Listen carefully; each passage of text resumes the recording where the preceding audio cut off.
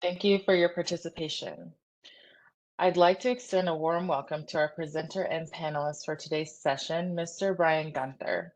Mr. Gunther is the founder and president of Exceed Cybersecurity and a seasoned information security and IT professional with over 25 years of experience. His expertise includes risk management, compliance, and the implementation of robust security frameworks, among others.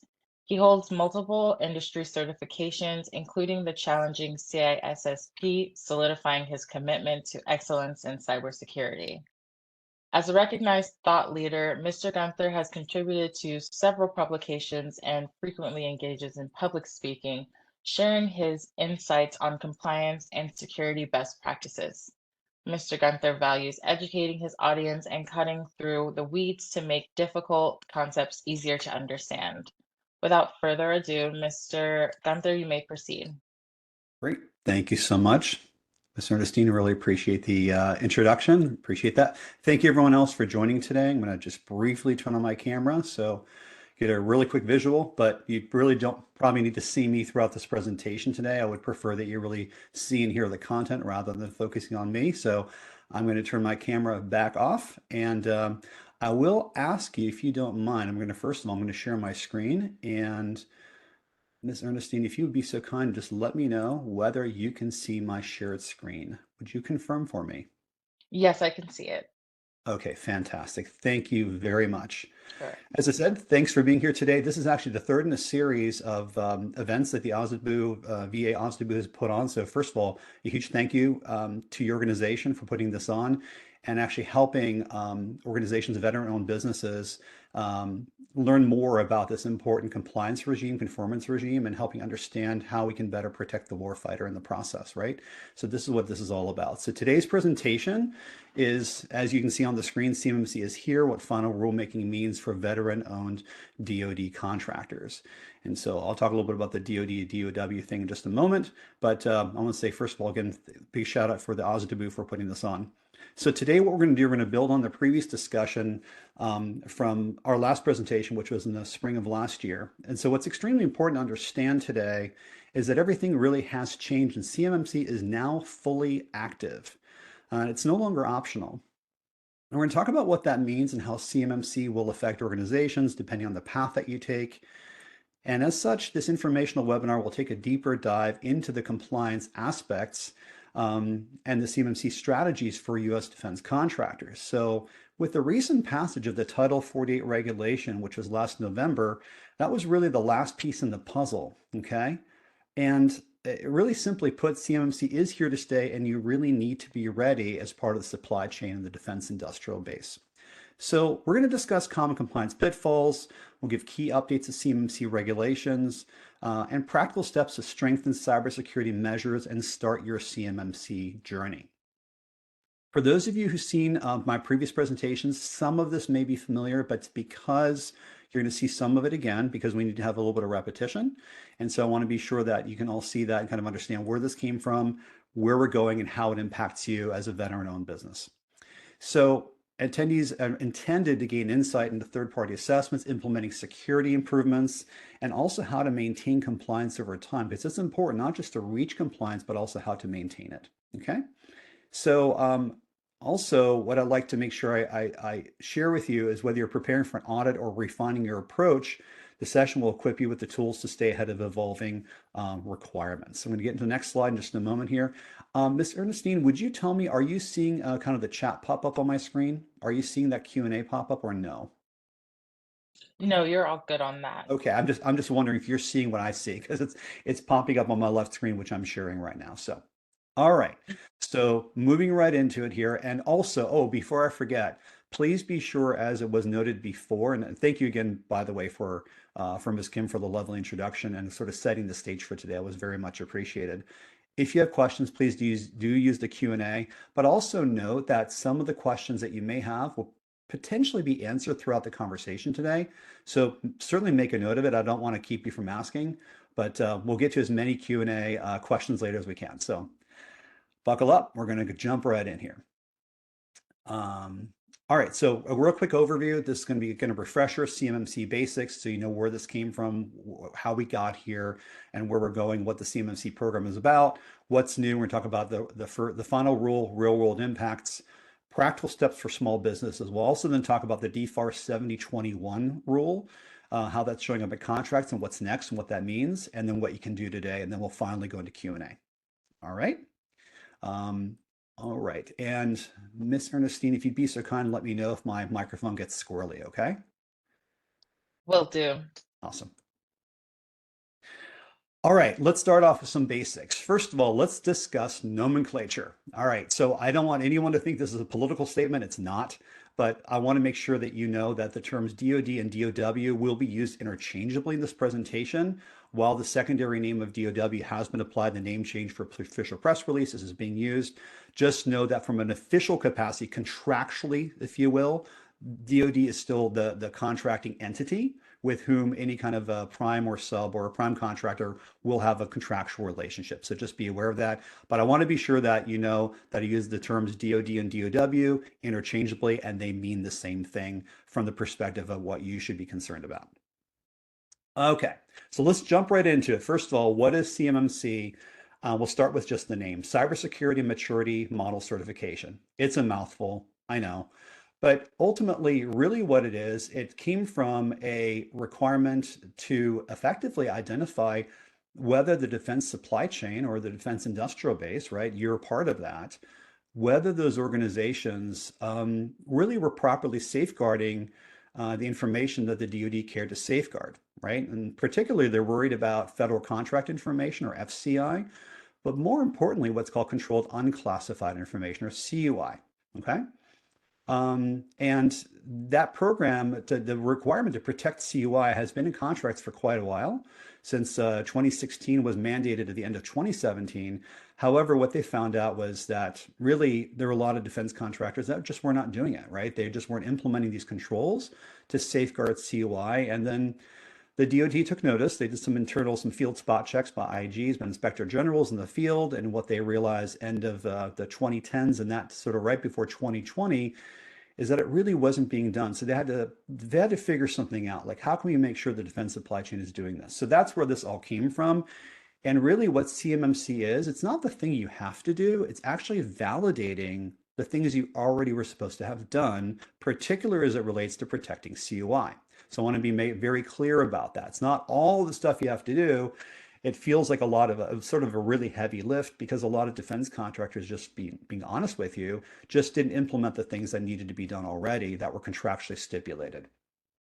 And so why does this matter for veteran-owned small businesses? Well, it matters because it's becoming a bit of a heavy lift, right? So if it wasn't done previously, it feels really big, and it kind of is, right? And depending on what type of data you have in your organization, that can be a pretty big lift. But we'll also talk about the pros and cons later as well, and how this can benefit your business, okay? So we talked a bit about where it came from, where CMMC came from. It came out of a requirement to protect, national security interests, to protect the warfighter, and to make sure that, the supply chain is following, as Ms. Kim said in her introduction, the increasing requirements by the U.S. federal government to safeguard mission critical data as it relates to national security and our posture in the world, right? Our positioning. It's a big part of it. And the requirements really, like I said, they're not new. So the old DFARS, what we call the old, if you will, DFARS 7012 clause, and that's called the 252.204-7012. And if you write that down, if you were to go through some of your contracts and just look that up, or just do a control F for a find and look for 7012, if you have CUI, you'll probably find it in a contract, whether you're a prime or whether you're a sub, and it flows down to you. We'll talk about flow down a bit later. And the big difference is you have to understand this will cost money, right? It's going to cost money to implement these practices, to build a compliance program in your organization, ultimately then to instantiate and put in security controls, having the policies in place, and then if your contract requires, potentially being assessed by a third party. And we'll talk about what that looks like too.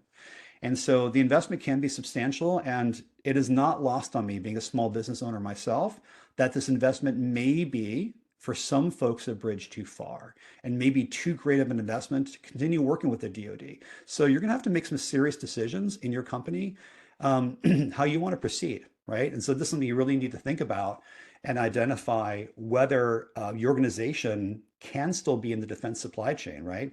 But just to remind you what I said earlier, CMMC is no longer an option. It is now again, regulation, and the final piece is in place. And we'll talk little bit more later about what that looks like monetarily. Okay. All right, so let's talk a little bit about the three different levels of CMMC. I'm going to go through this pretty quickly, but what you need to understand is that CMMC has a foundational level that are including really 17 practices. And this applies to all defense contractors, to be very clear, DOW, defense contractors. And everybody has to go through at least what's called level 1, okay? And that's what's called a self-assessment, where you have to implement these 17 practices. We won't go into the details of what that includes, but they're fairly straightforward. You don't really have to have any policies or written policies or procedures in place, but there are certain controls you have to implement.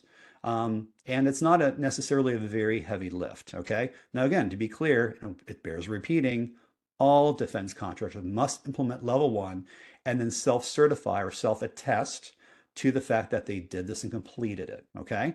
And so I don't want to be too glib here and I don't want to be sarcastic, but it's not okay to say you did it and then didn't actually do it, because that can create legal problems for you later. I don't want that for you, but just know that every defense contractor must do level 1. Now, level 2, this is where it gets much, much trickier. So maturity level 2 is based on a framework that was developed by NIST called NIST 800-171, Special Publication 800-171.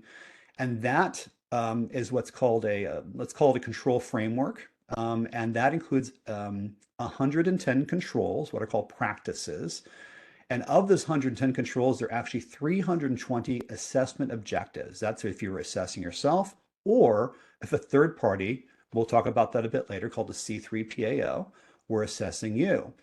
And why is that? Why do you need to be level 2 certified? Well, you may not be. It depends on what your contract states. The contract itself is the guiding light. It is the vehicle through which you have to, again, follow your contract vehicle, whether it comes directly from the customer, from a DoD entity, an agency within the DoD, or whether you're in the supply chain as a subcontractor, whether you're tier 1, tier 2, and so on, okay? If you store, process, or transmit CUI, you must achieve level 2, okay? And I'll repeat that. If you process, store, or transmit controlled unclassified information, level 2 applies to you. But again, your contract is it's a North Star, let's call it that, is a defining vehicle that tells you whether this is something you have to contractually do. And whether you're sub or not, these rules flow down from upstream primes or upstream subs all the way down to you if you process, store, or transmit CUI. Please look at your contracts, understand what your requirements are, because these are legal agreements you are making and they do have repercussions. Okay? So that's level 2, and that applies to anybody, again, storing, processing, or transmitting CUI. I said it 4 times for a reason. I want you to remember it. Okay, so I'll pause there. So next thing, level 3 really takes the level 2 certification and then bolts on top of it a whole other set of controls, what's called NIST Special Publication 800-172. It's another, I think, 23 controls, I believe, on top of that. I don't remember the exact number, but that's kind of coming out now, and you have to get a level 2 certification first, and then your level 3 certification is actually done by a division of the DoD called the DIBCAC, the Defense Industrial Based Cybersecurity Assessment Center.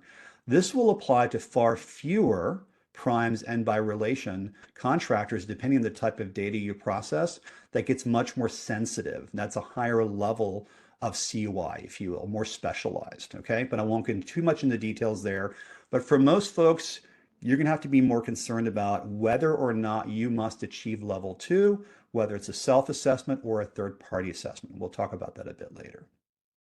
So those are the foundational pieces. Again, 3 maturity levels, 7, well, actually it's 14 capability domains.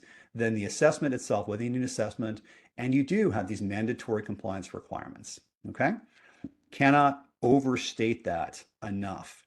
Please read your contract, understand what your requirements are. Okay, let's talk a little bit about the new stuff. What's new out there in the final rule, and how this impacts, again, defense supply chain contractors like yourselves in the real world today. So the final rule we talked about is here, and I'll talk about the bill in the next slide and what that means. But it was published in November, so this past November, and it is now fully active. And I have a slide, a few slides from now that kind of talks about the phased rollout of CMMC and how that works. So we'll get into that a bit as well. I would encourage you, if you'd like to take screenshots, particularly something that's of importance to you, take a screenshot. If you have I love using this tool called Snagit, which I really enjoy. I'm not sponsored, I promise, but it's really, really helpful. So take screenshots where applicable. So as I mentioned before, level 2 requirements have 110 controls or practices. Now, those consist of policy requirements, procedural requirements. Some are technical, some are administrative, some are physical in nature, such as physical control, right? Do you have somebody who's maybe watching your door? Do you have a sign log, a visitor log? Do you perhaps always escort your visitors into the building? Those are just some examples. Do you do background checks on new employees? What you'll notice here is that the things I just said, those are not technical. Those are actually administrative and related to physical security, but that is a part of safeguarding, again, CUI, controlled unclassified information. And that's what we're really more or less focusing on this conversation, is that middle level, that level 2. Okay. And let's talk a little bit about what a C3PAO is. I mentioned it before, it's not R2D2's friend. If you heard me make that joke before, I'm sorry, you'll have to hear it again. But a C3PAO stands for a CMMC third-party assessment organization. Now that is a very highly certified and vetted company that essentially its contractors, its members become effectively agents of the DoD, and they're effectively assessors. Think of them as auditors, but they're called assessors. And those companies are the ones that if your contract stipulates you must have a level 2 certification assessment, okay? That may just be level 2 or 7021 certification. We'll talk about that clause in a bit. That means you have to engage with one of them. If you don't know anybody out there, there is a marketplace for it on the cyberab.org. Again, that's cyberab.org. You can go look for a C3PAO, or you can certainly reach out to me if you like. My contact information will be shared later. But this is something that you don't have to worry about right now if you're at the early stages or haven't begun your actual building of your compliance program yet. Okay? But this is something that whoever is guiding you through your compliance journey will be able to advise you when the time comes that you should reach out to a C3PAO. So just think of like if you've ever been through an audit before, like ISO or SOC 2 or maybe even HIPAA, there are auditors that will actually certify you, that will test you and certify you, but there are also consultants like us who help you get ready for that process. And by the way, that process to get ready for a level 2 CMMC assessment typically is anywhere between 9 and 18 months, depending on where you are today. So know that this road is very long, it's windy, and it's not easy, and it comes with certain requirements, okay? So just want to make sure you know what a C3PAO is. So let's talk about just a key clarification about CUI. Again, controlled unclassified information. Mr. Gunther, your audio is starting to sound robotic a little bit. Okay. I'll pause for just a second here and let's see if it gets better. Doing a quick test here. Still the same? Still the same. We had this happen earlier in our green room, so. Oh, it sounds good to a couple people that are posting. Okay, it's good to me now. Sorry if that's only on my end, but it sounds clearer I'm again. wondering, I was kind of wondering whether it was on your end. I don't want to make that assumption, Miss Ernestine. I apologize, but I was curious whether there could be a problem on the receiving end, right? It might be. So, I got new AirPods, so it might be them. So I'm not okay. sure, but No you worries. can Okay, but good continue. to go Sorry now. about So that. yeah, I Thank appreciate, you. by the way, the folks that popped into the chat and that said, and I could see the pop-up sounds good to me. Thank you for that, guys. I appreciate it. Okay, and so just a key clarification here: the CUI does not mean it's classified. CUI, controlled unclassified information, is legally allowed to live on a contractor system. Anything that's classified, right? Let's say classified at a secret level or higher, must live on a government system. I'm sure you know that, but it bears repeating, right? But that's the type of data the DoD does in fact care about you safeguarding. That's why this entire program was designed. And that's why CMMC as a validation of the conformance regime was created, okay? So CUI is not classified, but still sensitive because it may include information that allows a, let's say, for an adversarial nation state or perhaps a threat actor that wants to create problems for us could glean information about certain programs, particularly more sensitive and perhaps weapons programs that could become a major problem for us as a country. Okay. And then finally, this last point on the slide is the 3-year phased rollout began, technically it's a 4-year phased rollout, but it began November 2025. So about just three short months ago, almost exactly, it was November 10. And that's when the final, what's called the Title 48 went into law. And so speaking of Title 48, let's talk a bit about that. What does that mean? Bear with me. All right. So the missing puzzle piece in CMMC was Title 48 CFR, Code of Federal Regulation, right? That's where all the regulations published. So by the way, if you heard a lot over the years about, oh, I'm hearing a lot of conflicting information about CMMC, I hear it's not going to happen. Well, you're not alone. I mean, not to sound, again, glib or make light of it, but the reality is there was a lot of assumptions being made. A lot of folks didn't really know what was going on because here's why.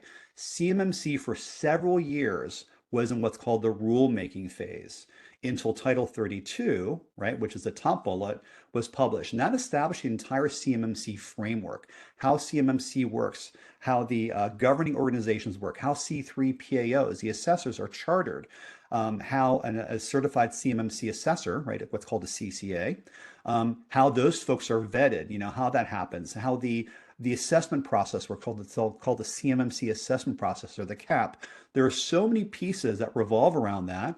It's what's called the 32 CFR. It's called Part 170. And that's actually where all the CMMC is outlined and defined. That published, by the way, December 16th, 2024. However, the part that was missing was the enforcement. That's where Title 48 comes into play. And if you were in this last presentation back in last April, that hadn't happened yet. Well, that part is now done. And as I mentioned before, that was the final piece of the puzzle to ensure that CMMC could actually be enforced. Why is that? Well, it made it enforceable through contract requirements. So starting in November, you know, sadly in the middle of a government shutdown, but starting last November, at that point, U.S. agency, contracting officers, or KOs for short, and their relevant contracting officer representatives and so on, were starting to incorporate, based on their program managers, requirements for CMMC and new proposals, RFPs, and bid for contract, right? RFQs, RFPs were being included. So we'll talk in a bit about what that looked like, what was included at what point, and what that means for you going forward. I have, again, a slide for you on that shows sort of a timeline. But just know that the enforcement process, or incorporating the requirements, the contract requirements, in those proposals, right, in those bid proposals, are coming out. And they're now, you can bid on them, just to be clear. But in some cases, if it has a CMMC self-attestation or certification requirement, you actually cannot be awarded the contract if it has this, again, DFARS clause 7021, which is on the next slide. So it is now enforceable because it's in contract, okay? And that's the part that was missing. And for folks out there that are sort of saying, well, I'm going to hang on to this, it was sort of like, you can't really be on time for CMMC. You're either early or you're late.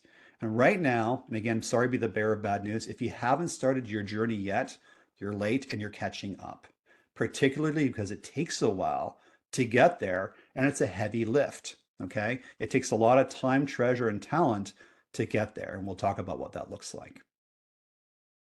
So as I said, that final regulatory step, it formally embeds CMMC into DoD acquisitions, in their acquisition process, how they buy goods and services, right, from the defense industrial base. So I just said it before, a lot of contractors out there, you may be one of them. I'm not here to shame you or blame you, but you may be one of them that said, I'm going to hang out there and just see if this actually happens. Well, it has happened, and I think the DoD is doing as much as they can in order to give as much grace as possible, but they also have to roll this out. And they are, while you may not be hearing this messaging, the DoD's official messaging or DOW's official messaging is very clear. They're saying all of these implementations of the practices, those 110 practices we talked about before, to achieve level 2 were already required to have been done. I'll repeat, those were already required to have been done previously. All that really is new is the requirement for the contractor to potentially get certified.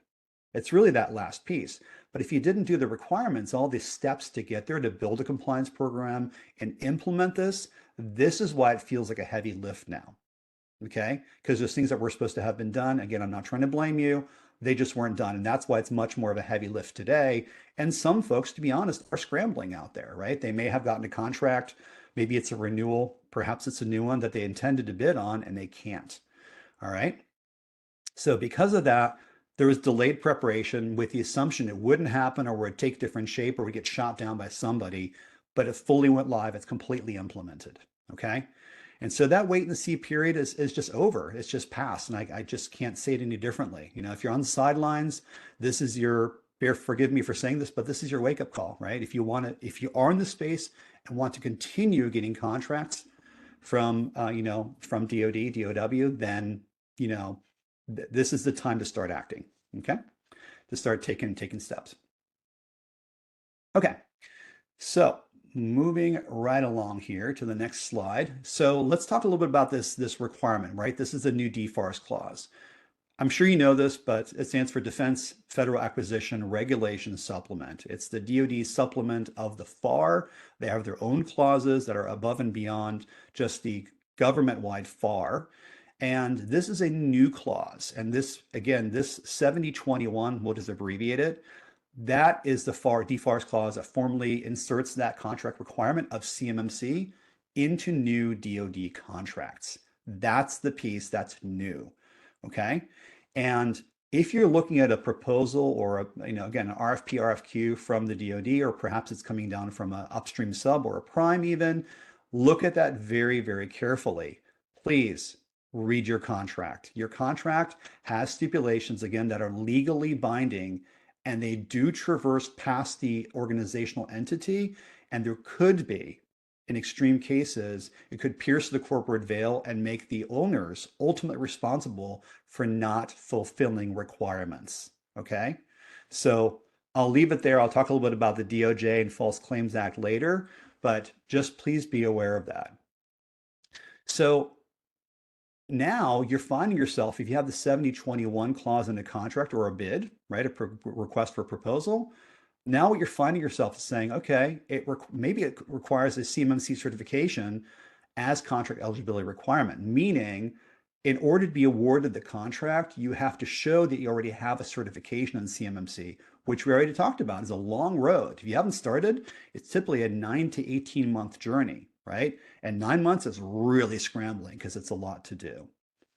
So these requirements identify in the contract, it will state very clearly, do you have to be level 1? That's only the 17 practices. Or is it level 2? That's 110 practices, far greater effort. It's not just a 6x effort, right? Not 6 times greater. It is exponentially greater because you have to do so much more, including documentation, policies, procedures, and you have to go through a grueling, forgive me for using the term, but grueling certification assessment if a certification is required. You may be one of the luckier ones that do not have a certification, but it doesn't absolve you from having to prove or having to attest legally that you implemented all controls and you can self-attest.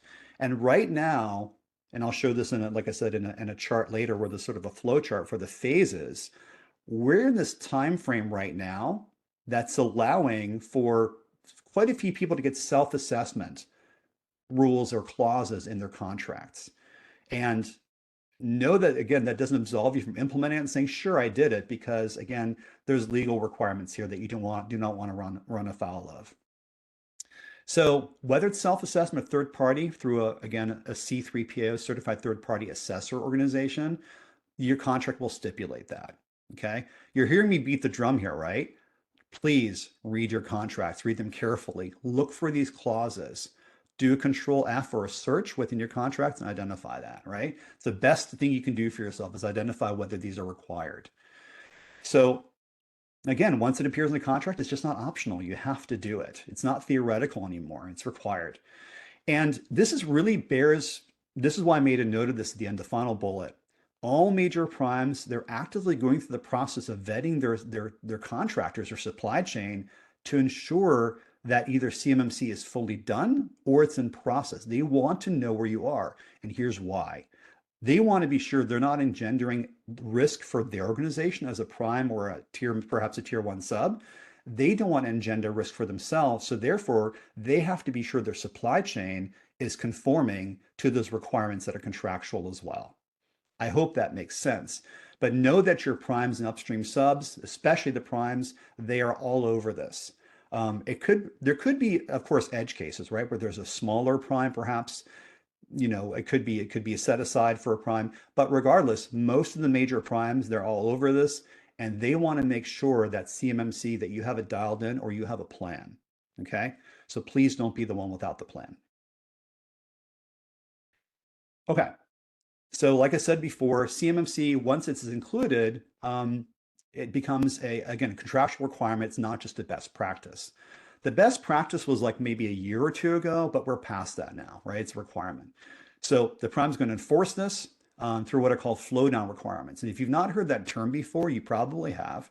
But if you've not heard what a flow down requirement is, it is a legal requirement that flows down, particularly as it relates to CMMC, flows down the requirement. There are various different components that flow down. The one I'm going to focus on today, the one, is specifically the flow down requirement to safeguard CUI. Just because you're a tier 2 or tier 3 subcontractor and you have maybe a 5-person or a 10-person organization or maybe a small machine shop, it does not excuse you or allow you to opt out of this just because you're a small organization. This is going to effectively require some companies, and I hate to say it, to kind of make decisions, like I said before, right? And so these flow down requirements go all the way through. If you process, store, or transmit CUI, you hear a theme here, right? If you're processing, storing, or transmitting CUI, guess what? It applies to you, and you must implement all 110 practices to achieve level 2. Whether it's self-assessment, whether it's certification assessment, your contract will be clear about that. If it doesn't say it, if you got a contract from a prime or a sub up above you, you need to ask them, because if it's not in your contract, which certification you need to do, self or third-party certification, then you have to, self-assessment or third-party, I'm sorry, then you need to clarify that with your contracting officer at your upline. Okay, please have those conversations with them. So contractors are going to be required to prove a contract award that they actually have the correct certification, whether it's certification or a self-assessment, provided that's allowed. And just to be clear, if you are given the ability to self-assess, that's a bridge. That's not the end of the road. That's a bridge for you to get there, where you probably at some point will be required to have a certification assessment. All of the effort and the lift is getting all the process implemented and getting you there as quickly as you can, okay? Doing a quick time check here. All right. I'm going to speed it up just a little bit here because I don't want to run out of time for Q&A. So, all right. So again, defense contractors going to face increased supplier screening, like we talked about before. And cybersecurity really becomes a go, no go determining factor, right? It's sort of like a differentiator, because this is a cybersecurity program that helps safeguard, and again, what's called confidentiality of CUI, controlled unclassified information. There's something in cybersecurity and information security called the CIA triad. It's confidentiality, integrity, and availability. CMMC and the NIST 800-171 only concerns itself with confidentiality of the information, not the integrity or the availability, right? But so just to be clear, we also say that compliance is not equal security. So don't think this is just all security. There are other factors related, but this is what the DoD cares about. All right, I mentioned this before. Here it is. Here's that slide. where we talked about the 4 phases of the CMMC rollout. It started November 10th. This is when Title 48, or what's called the 48 CFR, the Code of Federal Regulations, that was the inclusion of CMMC starting to be included in defense contracts. That happened, and this is for level 1 or level 2 self-assessments, all right? If you read the fine print below, you'll see they surreptitiously threw in there some information that's very relevant. In phase 1, we're in that right now for the first year.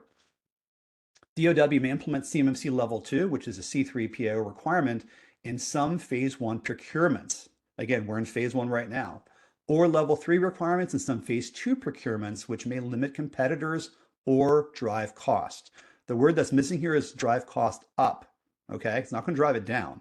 So they're creating a caveat here. This is directly off the DoD CIO's website. This is from there. It's a direct screenshot.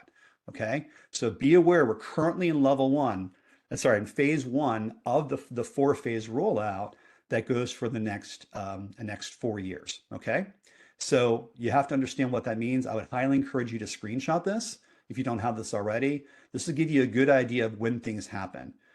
So that being said, I'm going to move along here because I don't want to spend too much time on this. We have a few more slides to get through, and I want time for questions and answers.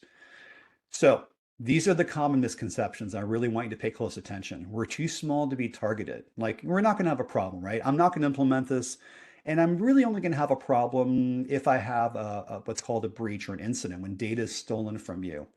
I'm telling you guys, don't let that happen. If you let that happen and you have a data breach and you get audited, and the Defense Contracts Auditing Agency, or DCAA, they come a knocking with the DIBCAC team, and they start doing an investigation, it's going to be really, really bad times for you. So don't let that happen. No organization is too small. And it's known in the cybersecurity or information security space that small organizations, because of this belief, often don't implement controls or security practices. And because of that, they're actually sort of low-hanging fruit. Okay, we can wait until it's in our contract. Well, you can do that, but do you want to take a chance of losing the contract? You may, but I don't want to assume that. But just keep that in mind. Those are coming now. Those are real life things. Here's another one. Small companies often use what's called an MSP, or managed service provider, or an IT company, that they're just handling everything. And that is just patently false. If you talk to your IT company, and many of you probably have them, have this conversation with them. What do you guys know about CMMC? Many of them, I can assure you, if you haven't had this conversation yet, will say, oh, we don't know anything about that. And they may, in fact, excuse themselves from your relationship because it's a major lift and a lot of them know it. If they've never heard of it before, please take note. That's actually a big problem, right? Because your IT company, your MSP, managed service provider, is materially involved in the management of your systems, your information security systems, your endpoints, and as it relates to CUI. So that's a big, big deal. So please have these conversations. You think it's just a project? This is not just a project. Compliance is not a one and done situation. It is an implementation, it's a heavy lift, and it must be maintained. Think of it as like an airplane taking off, gaining altitude, and you have to maintain altitude forever, okay? Includes refueling, if you will. But it's not just a project. It's a really big undertaking, and you have to create a culture of cybersecurity and really changing your mindset around how you do business. It's all about technology. Not true. I mentioned that earlier, right? CMMC is not all about technology. It's mostly about how do you do things and how can you prove that you do things. That's what the assessors want to see. Show me not just how you do it, but show me documentation around how you do it, and how, if you can show it policy-wise, procedurally, can you guarantee that? Can you show them? That's really what it comes down to. That's where the assessments get really kind of janky and get difficult. Another one I can assess myself. Well, that's partially true for level 1 and level 2 self-assessment. That's true, but it doesn't give you license to not implement everything and say you did it, right? Because then you can start getting to other issues. We'll talk about the next slide. Level 2, self-assessment versus certification. We talked about that a bit before. This is all dependent on what your contract states. Know your contract. Understand whether it says self-assessment or C3PAO or certification. It should be in there. If the 7021 clause is in your contract, it must verify or confirm which version of it, self or certification. And let's talk very high level for a second. This is very broad brushstrokes, but what does it take to become level 1 or level 2 compliant? We'll focus on level 2 because that's what most people really care about. That's the heavy lift. What we're telling people is that generally you can expect to, and I hope you're sitting down, you can expect to invest somewhere between $150,000 to $200,000 to lift up your program. That's assuming you haven't done anything, right? That's assuming haven't implemented any of the controls, you don't have any of the policies, you don't have a compliance program at all. You've done nothing. So from zero to getting to yourself through assessment, you can expect about $150,000 to $200,000. That's a ballpark number, rough and tumble, and that may knock you off your chair, but understand that is what it's going to take to get you there from the lift, okay? All right, so hitting the next slide here real quick. So let's talk about real quick the business case. There are some risks associated, and the risks are very simply this. You have existing DFARS requirements. Again, many companies did not follow them. They did not implement these controls before, and now it's time for some to pay the piper, right? It's going to be a significant milestone. The DoD is not going to pay for you to lift up your organization for all the controls that you should have implemented years ago. I don't mean you personally. I don't know you, of course, but that an organization should have implemented. Where you can offset pricing or help do some chargebacks or in your billing codes is the actual cost for the assessment. The assessment is itself, that price for a third-party assessment, ballparked right now between about $40,000 and $55,000 for just the assessment piece. Okay, so you now have a risk of also being audited. We talked about that before by the DCAA or the Defense Contracts Management or Audit Agency. And you could potentially lose contract extensions. If the extensions come out and they include CMMC requirements, that's a big deal. And the new business, we talked about flow downs. Now, again, speeding up here a little bit because I want to leave a little time for Q&A. The False Claims Act, what does that mean? That was a law that was enacted during the Civil War. And that means that effectively, if the government finds or the DoD finds that you're potentially trying to defraud it as an entity, right? The DoD feels it's being defrauded. It's being defrauded by its contractors. It can refer that to the DOJ, Department of Justice, and they are building their false claims legal team to take more contractors to court over misrepresentation and attempted fraud toward the DoD. You do not want to find yourself in that place. There are reports coming out monthly, almost weekly these days, about a new case that was settled with the DOJ where there was a False Claims Act against a defense contractor and how that was settled. In extreme cases, we're not seeing this much now, but in extreme cases, it could lead to potential criminal charges. We've only seen civil cases where it's monetary in nature, not criminal charges yet, but don't think that couldn't happen, okay? So if you're not compliant, you literally can't win contracts. But let's talk about the good stuff. Let's talk about the carrot, not the stick. And the advantage is if you lean into this, make the investment, take it seriously, you have a huge advantage in bidding and getting contract awards once you're certified. And you can be one of the fewer qualified subs. So if you're just because you may be a sole source vendor for something today, don't think for a second that your upstream sub or prime that they may not replace you and try to find someone else, okay? You may be in a very unique situation. There could be exceptions. And by the way, exceptions are not granted to individuals or companies. Temporary exceptions are granted on the contract level, not to you as a person, okay? I want to clarify that. DoD is very direct and very straightforward about that, okay? But you can become, as an opportunity here, one of fewer qualified subs and actually gain more market share. So again, this is an advantage. This is business opportunity. And you can get more awards and therefore you can grow your business. So I hope you see this as a positive. And if you haven't engaged this yet, and what you see is being the carrot and the growth of your company and gaining more market share and growing your organization.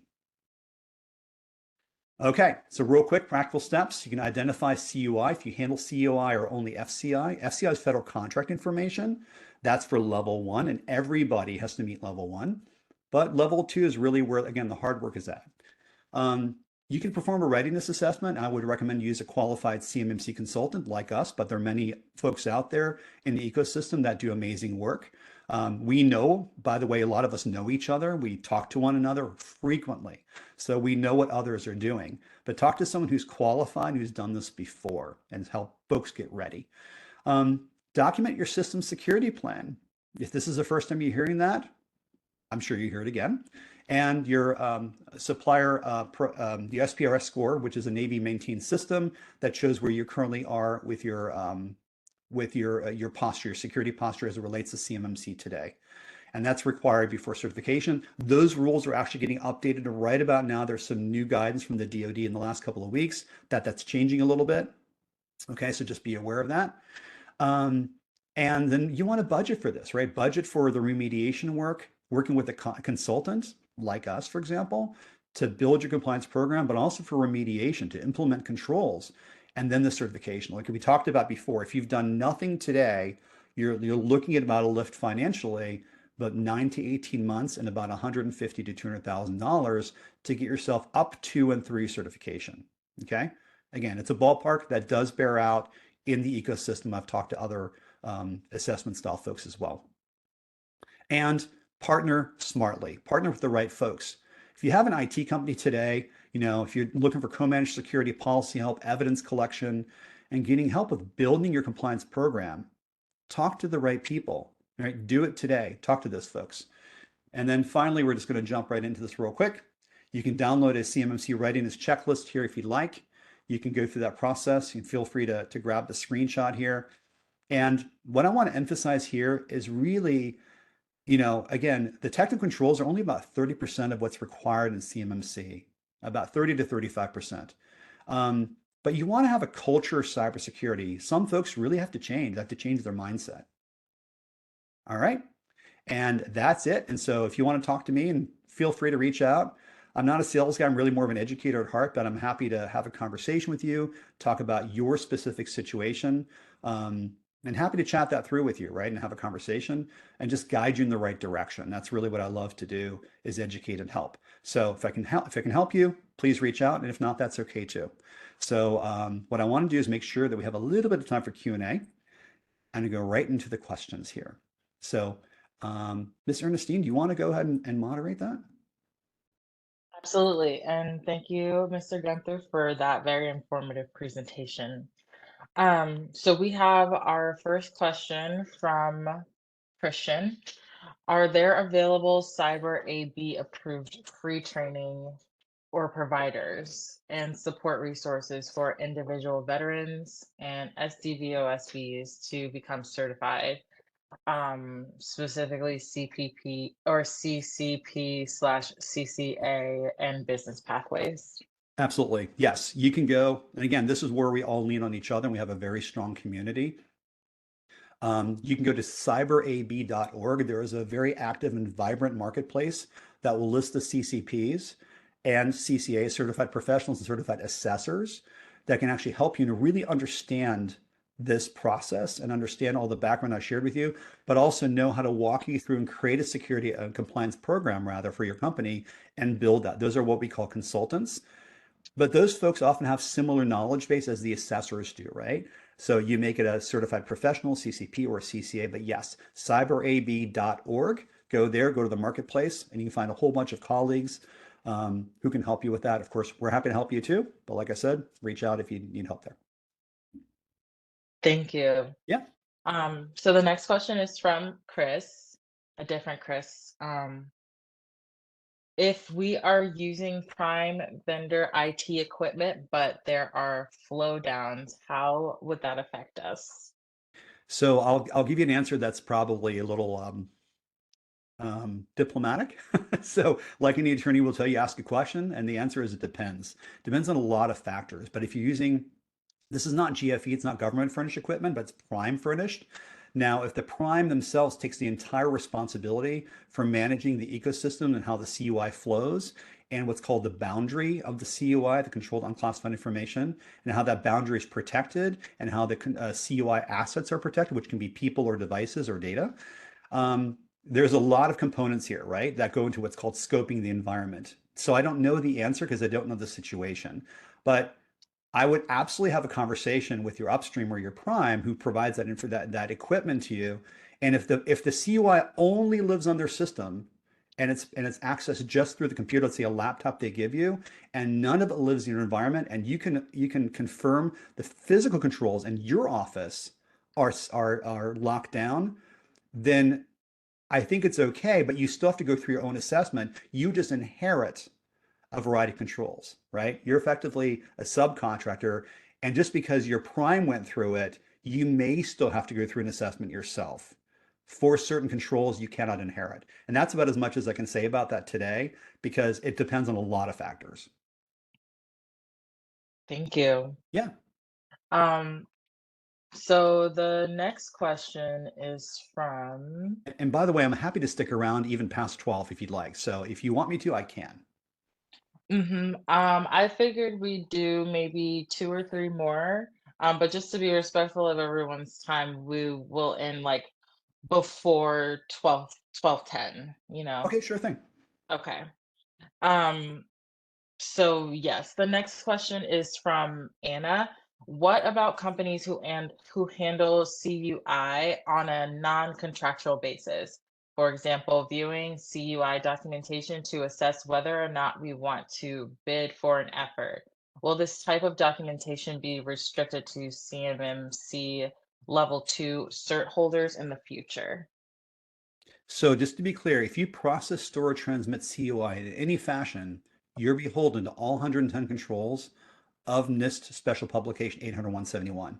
So the answer is, if you view it, modify it, access it in any fashion on any information system, or paper is a bit of an exception, for example, but if it's in any digital format or you store, process, or transmit that in any way, just even viewing it, CMMC applies to your organization. So it could be a schematic, it could be a document, but if it's marked CUI and you hold it in your environment, you must either be self-assessed, level 2, or certification assessed, depending on what your contract states. Thank you. Um, So the next question is from Dawn. Um, what actually gets uploaded to CPARS, so CPRS, for level 1 and level 2 self-assessments? Gap analysis spreadsheet, SSP? So for level 1, the only thing they want to know right now is whether you are, for level 1 specifically, whether you are accomplishing all requirements that are needed under for level 1, the 17 practices. You're not uploading a whole bunch of information into there. Usually it's just a sort of binary yes or no, are you doing this? Okay. But that's also taking yourself out of station and saying, look, we are doing this. You have to trust us. We're doing it. You're not uploading a bunch of stuff but that's changing, to be clear. So there's new guidance coming out from the DoD. So I can't say that's explicitly and 100% accurate today, because how they're doing that with the SPUR system, the SPRS system, is actively changing right now. So we're in a state of flux on that piece only for level 1. Thank you. Sure. Let's see. So I'll ask one more question, and then everyone, your question will go to Mr. Gunther after the session is over, and he'll review them. I'll do So my best to reply to as many as I can. yes, I appreciate that. So the next question is from Sam. When can we start to see a migration of contract vehicles to PIEE? I'm not familiar with PIEE. I don't know what that is. I'm sorry. Okay, we can move on to just one Sure. That's more. not an acronym I know. I'm sorry. I think that's part of CMMC. Yes, if you want to provide more context to that question, Sam, I can try to ask someone Is who it knows front end what get that to is. Spurs? So thank you, Wayne. I appreciate it. I'm not familiar with that piece because we generally don't do that. That's when something the contractor would do. So we're not familiar with how the DoD is changing that system, the DOW. Okay. And then just ask this last question from Kenan. Will CMMC requirements make it to non-DoD contracts?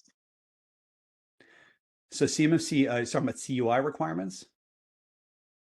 What does It it say says again? it says will CMMC requirements make it to non-DoD So CMMC contracts? is explicitly and exclusively a DoD or DOW endeavor, right, about protecting and safeguarding CUI for the defense industrial base. However, There has been forward motion, what's called the FAR, right? Government-wide FAR CUI rule that is slowly but surely making its way through the rulemaking process. It's hitting milestones along the way. So you can expect that anytime anything is marked as CUI, that CUI or requirements to safeguard CUI will be rolling out at some point down the road across other agencies, whether it's Treasury or DHS or other organizations with whom you may have a contract. That's coming eventually, but that is not here yet, and that is above and separate from DFARS regulation. So the FAR CUI rule is currently in process and rulemaking today, and it has been for years, but it's made progress this past year. Perfect. Thank you.